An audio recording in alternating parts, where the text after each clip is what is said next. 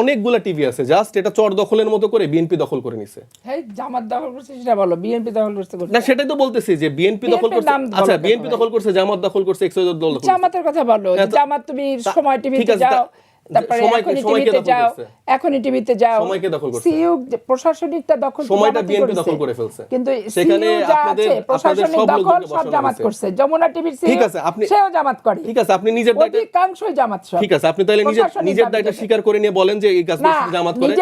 তার মানে হচ্ছে যে জামাতই খারাপ কাজটা করতেছে, আমি একটা জিনিস আমিও খারাপ কাজটা করতেছি। আমি একটা জিনিস কিনলাম আর ওখানে আমি কিনে আমি পরিচালকের দায়িত্ব নাই, আর পরিচালনা করছে জামাত টোটালটাই।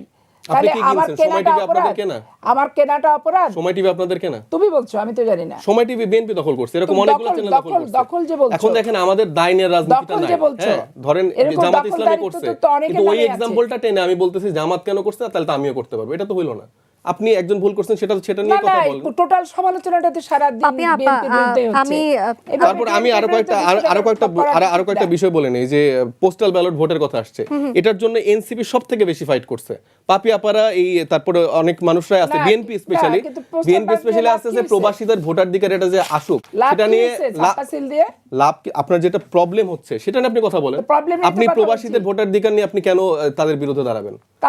আপনার যদি জামাত ইসলামী যদি এখানে কোনো মেকানিজম করে, জামাত ইসলামী যদি এখানে কোনো মেকানিজম, আমরা কেন ঠেকাবো? সব দায়িত্ব কি আমাদের? আমাদের 24-এর গণঅভ্যুত্থান করতে হবে, আমাদের হচ্ছে সব মেকানিজম ঠেকাতে হবে। আপনারা হচ্ছে যে প্রত্যেকটা প্রশাসনের লোক বসাবেন, আপনারা সব জায়গায় হচ্ছে যে ইলেকশন ইঞ্জিনিয়ারিং করবেন, আর আমরা বসে বসে প্রেসার গ্রুপ হিসেবে আপনাদের সাপোর্ট দিতে হবে। আমরা কোনো কিছু করি না। প্রবাসী ভোট নিরাপত্তাটা হচ্ছে সবচেয়ে বড় কথা। তুমি বাংলাদেশের ভোটের বাক্স 18 কোটি ভোটার নিরাপত্তা দিতে পারে না। আমি আমার একটু শেষ করি, তারপর আমার সমালোচনার কথা বলে ভালো হয়। প্লিজ আপনি ইন্টারাপ্ট করেন না কাইন্ডলি। কোন আইনে পড়বে? কোন আইনে বিচার হবে? এখন পোস্টাল ব্যালটের ব্যাপারটা আমরা সবথেকে বেশি এটাতে ফাইট করছি। আমাদের মার্কেটটা সেকেন্ড পেজে, তো এটা কিন্তু আমরাই সারাদিন মানে ক্রাই বেবির মতো কান্নাকাটি করতে পারি যে আমাদেরটা কেন প্রথম পেজের প্রথম। এটা কিন্তু অ্যালফাবেটিক্যালি এটা সাজানো হয়েছে, এখানে আলাদা করে কোনো মেকানিজম করা হয়েছে বলে আমি মনে করি না। যদি হয়ে থাকে তাহলে অবশ্যই সেটা নিয়ে আপনারা কথা বলেন, যেই প্রবলেমটা স্পেসিফিকলি সেটা নিয়ে বলেন। ইশরাক সাহেব কালকে রাত্রে বলছে পোস্টাল ব্যালট বাতিল চাই। এইরকম যদি তাদের নেতাদের দিনে দিনে মানে রাত্রে রাত্রে মুড সুইং করে তাহলে তো সমস্যা। একসময় তারা হ্যার ভোটের ক্যাম্পেইন করতে চায়, আবার বলে যে না ভোটের ক্যাম্পেইন করব।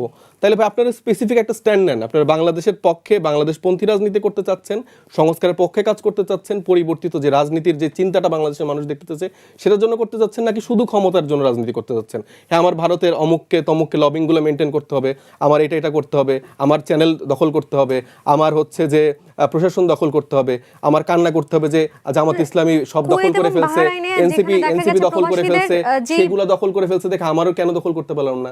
সেটা নিয়ে কান্নাকাটি না করে আপনি প্রবলেমগুলো স্পেসিফিকলি বলেন, সেটা নিয়ে কাজ করেন। আমরা সেটার বিরুদ্ধে প্রতিবাদ জানাই যদি এরকম জামাত করে বা এনসিপি করে বা অন্য রাজনৈতিক দলগুলো করে। আপনিও সমানভাবে আমাকে কেন দিচ্ছেন না? একটু আপনার কাছ থেকে জানতে চাই, ইসলামী আন্দোলন বাংলাদেশের আমির ও চরমনায়ের পীর মুফতি মোহাম্মদ রেজাউল করিম বলেছেন, অনেক আশা নিয়ে ইসলাম পন্থার ঐক্য গড়ে তুলতে চেয়েছিলাম, কিন্তু দেখা গেল জামাত ইসলাম নীতি আদর্শ বাস্তবায়ন করা প্রতিজ্ঞা থেকে সরে এসেছে, এজন্য তারা এককভাবে চলার সিদ্ধান্ত নিচ্ছে। আপনারা কি সেই নীতি আদর্শ বাস্তবায়ন থেকে সরে যাওয়া জোটে যুক্ত হয়েছেন? মানে আপনার মন্তব্য জানতে চাই। রাইট, আমি মুন্নিয়াপার আগের পয়েন্টটা একটু টাচ করতে চাই। এটা পাবলিক ইন্টারেস্ট আমার করা উচিত আর কি। সেটা হলো যে বিএনপির মতো একটা দল, আমরা তাদের কাছ থেকে যেটা আশা করেছিলাম, সেখানে এতগুলো ঋণ খেলাপিকে যারা কোনো না কোনোভাবে অর্থ পাচারের সাথে জড়িত, তাদেরকে কেন নমিনেশন দিতে হলো, এটা কিন্তু আমরা যখন এলাকাতে মানুষের সাথে কথা বলি, সচেতন মানুষ, তারা আমাদেরকে জিজ্ঞেস করে, আমরা কিন্তু উত্তর দিতে পারি না। আমি গত টকশোতে যে আপনার সাথে বলে গেছিলাম যে হাসনাত আবদুল্লার সাথে যিনি নির্বাচন করতে গিয়ে নির্বাচন করতে পারছেন না, এই মুন্সি ভদ্রলোকের নাম যে ফখরুল ইসলাম সাহেব, হ্যাঁ, ওনাকে কেন ওনাকে নমিনেশন দিতে হলো? উনি তো ওনার তথ্যের মধ্যে ফ্রড করেছেন, সেটা তো হাইকোর্টের থেকে অলরেডি হয়ে চলে আসছে, সবাই জানে এটা। তো বিএনপি তার পক্ষে কেন দাঁড়াতে হলো? মানুষ কি কম ওই এলাকাতে? একটা উদাহরণ দিচ্ছি আপনাকে, বিএনপিকে ভুলে গেলে চলবে না। বিএনপি আজকে যে নতুন বাংলাদেশের গড়ার যেই স্বপ্নের কথা আমরা বলছি বারবার, বিএনপি কিন্তু আমাদের সাথে প্রথম থেকে কিন্তু কোঅপারেট করেন নাই। আমরা যখন মাঠে মার খাচ্ছি, আমরা প্রিন্স বাইরে সহ, বিএনপি ফলো করে বলে দিলেন যে এটি আন্দোলনটা আমরা নাই, এগুলো তারা বলেছে। 5 বার চ্যাম্পিয়ন তারা হয়েছিল, ভুলে গেছে এটা? তাদেরকে এগুলো জবাবদিহি করতে হবে মানুষের কাছে। তো 5 বার যেখানে তাদের শাসনামলে 5 বার পরপর চ্যাম্পিয়ন হলেন, প্রথমবার না হয় বলেছিল যে আওয়ামী লীগকে রেখে যাওয়া শাসনের কারণে আমরা চ্যাম্পিয়ন হয়েছি, এটা আমাদের কারণে না। পরের বছর, তারপরের বছর, তারপরের বছর, পরপর 5 বার। এগুলো অত্যন্ত দুঃখজনক ইতিহাস। সেখান থেকে বিএনপিকে শিক্ষা নিতে হবে। আমরা চাই বিএনপির মতো একটা দল এমন করে দেশের শাসনভার নেওয়ার জন্য তৈরি হোক, মানুষ এই প্রশ্নগুলো করবে না। আচ্ছা, তারপর হলো আপনি দেখেন যে ঋণ খেলার ভিতরে একটা গেল, সেটা হলো যে পরবর্তী সময় যেটা দেখা গেল যে জামাতের উপরে দায়ভার চাপানোর যারা টেন্ডেন্সি, আগে নিজের ঘরটা সংশোধন করেন। নিজের ঘরটা সংশোধন করলে জামাত যাই বলুন না কেন বিএনপি যেন কিছু যায় আসে না। বাট আমরা মনে করি বিএনপিকে অনেকখানি সংশোধিত ভাবে মানুষের কাছে উপস্থাপিত হইতে হবে, না হলে মানুষ এই প্রশ্নগুলোর জর্জরিত করে ফেলবে প্রশ্ন করে। পরের প্রশ্নতে আসি, চরমনায়ের যে বিষয়টা আপনি বললেন, তারা চেয়েছিল, আমরা সবাই তো সেই আলোচনায় চরমনায়ের সাথে 2-3 বার মিটিংয়ে তো আমি নিজে হাজির ছিলাম।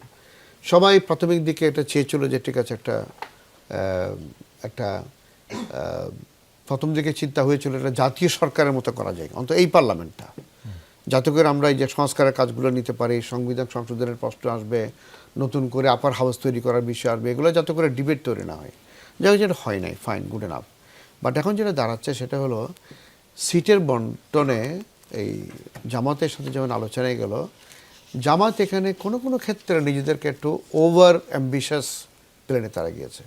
মেবি তাদের ধারণা ঠিক আছে, কিন্তু আমরা অনেকেই মনে করছি ধারণাটা ঠিক নাই। অনেক পপুলার ক্যান্ডিডেটকে জোটগত হওয়ার কারণে তাদেরকে সরে আসতে হয়েছে। দুঃখের সাথে বলতে হয় আমি নিজে সরে আসছি। আমার জায়গাতে মামুনুল হক সাহেবের যে দলের প্রার্থীকে যারা দিয়েছে, আমি এখনও মনে করছি যে এই সিদ্ধান্তটা ঠিক হয় নাই। আমার নিজের কথাটা বলা, আমি জানি না কতটুকু, আশা করি দর্শক শ্রোতা আমাকে ক্ষমা করবেন, বাট এখানে এইরকম অনেকগুলো সিদ্ধান্ত, ভুল সিদ্ধান্ত হয়েছে। চরমনায়ের প্রার্থীদেরকে যদি একসাথে রেখে নির্বাচনটা জামাত করতে পারতো, তাহলে হয়তোবা আর অনেকখানি ব্যাটার হতো জামাতের জন্য। এটা ঠিক হয় নাই। তবে at the same time Charmonai আবার জামাতের এগেনস্টে যে সকল বক্তব্যগুলো উপস্থাপন করে অনেক ক্ষেত্রে, সেগুলো কিন্তু যৌক্তিক নয়। আমরা সাথে থাকলে তারা এক ধরনের বক্তব্য দিচ্ছে, আমরা সরে আসলে ভিন্ন বক্তব্য দিচ্ছে, সেটা কিন্তু ঠিক নয়। জোটের প্রার্থী নাসির উদ্দিন, তিনি আজকে তার নির্বাচনী প্রচারণা করতে গিয়ে আসলে হামলার শিকার হয়েছেন। এর আগে আপনাদের জোটের আরও একজন প্রার্থী 18 আসনে লড়ছেন ঢাকায়, আদিব, এবং আরও কয়েক জায়গাতে এই ধরনের ঘটনা ঘটছে। ইসি দাবি করছে যে আসলে যে পরিবেশ অত্যন্ত ভালো, মাঠের পরিস্থিতি আসলে কি? ধন্যবাদ আপনাকে, আপনার সাথে সময় টিভির সকল দর্শক শ্রোতাকে এবং আমার পাশে উপবিষ্ট আমার বড় আপু বোর্ডে ডিপার্টমেন্টের, তাকেও আমার সালাম এবং শুভেচ্ছা। তো দেখুন, নাসিরউদ্দিন পাটোয়ারি আজকে তার গায়ে ডিম মারা হয়েছে, তার আশপাশে যারা নেতাকর্মী ছিল তাদের উপর হামলা করা হয়েছে বলে আমরা দেখেছি। এর পূর্বে নাসিরউদ্দিন পাটোয়ারির গায়ে ময়লা পানীয় ছুড়ে মারা হয়েছে।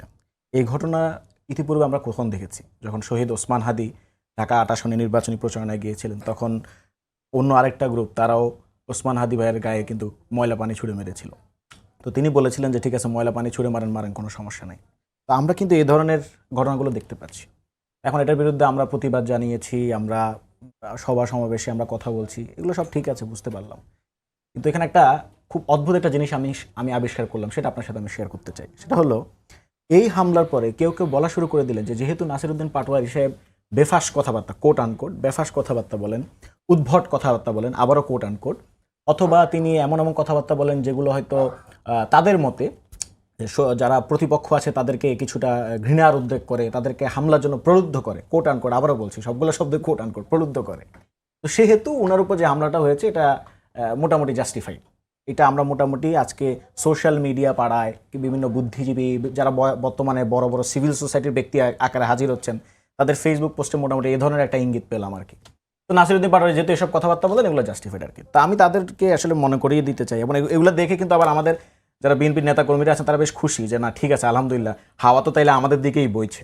কিন্তু তাদের মনে করিয়ে দিতে চাই যে তাদের দলের চেয়ারম্যান তারেক রহমান সাহেব যখন একসময় আহত হয়েছিলেন, হামলার শিকার হয়েছিলেন, হ্যাঁ, তখন তার চেহারায় যখন একটা বেদনার্ত একটা ছবি আমরা দেখতে পেয়েছিলাম ইন্টারনেটে, তখন তার ইন্টারনেট ছিল না, আমরা পত্রিকার পাতায় যখন দেখতে পেয়েছিলাম, তখন বাংলাদেশের কিছু সিভিল সোসাইটি বলা শুরু করে দিয়েছিল যে যদিও টর্চার খারাপ, যদিও এই ধরনের কাস্টাডিয়াল ইস্যুসগুলো খারাপ, কিন্তু এখন কেন জানি এই চেহারাটা দেখে আমাদের আর ওই ধরনের বেদনা আর আসছে না, আমাদের সহমর্মিতা জেগে উঠছে না।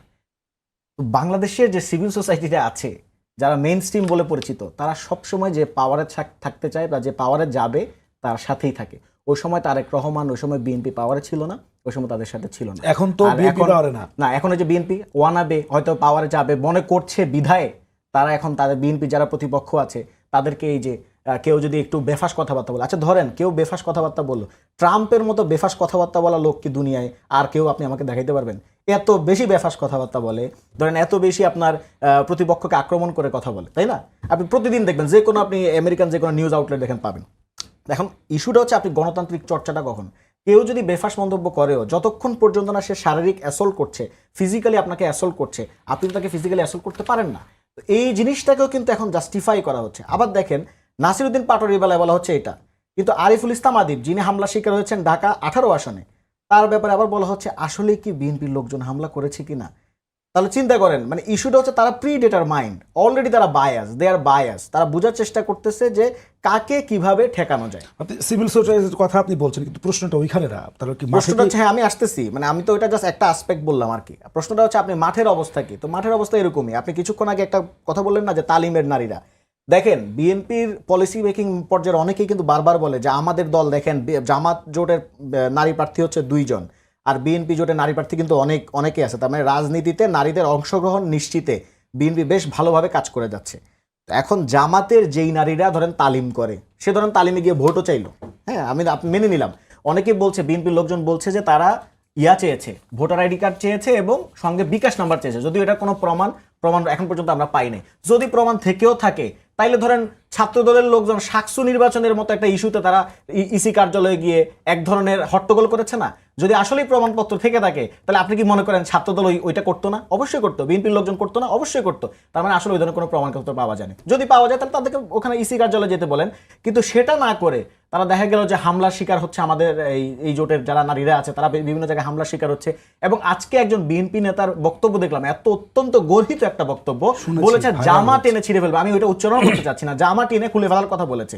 এই ধরনের মন্তব্যের পরে বিএনপির যারা পলিসি মেকিং পর্যায়ের লোকজন আছেন তারা যখন বলেন যে তারা নারীদের জন্য স্পেসটাকে খুলে দিচ্ছেন বা নারীদের জন্য স্পেসটাকে তারা স্প্রেড করছেন, না আপনি করছেন না।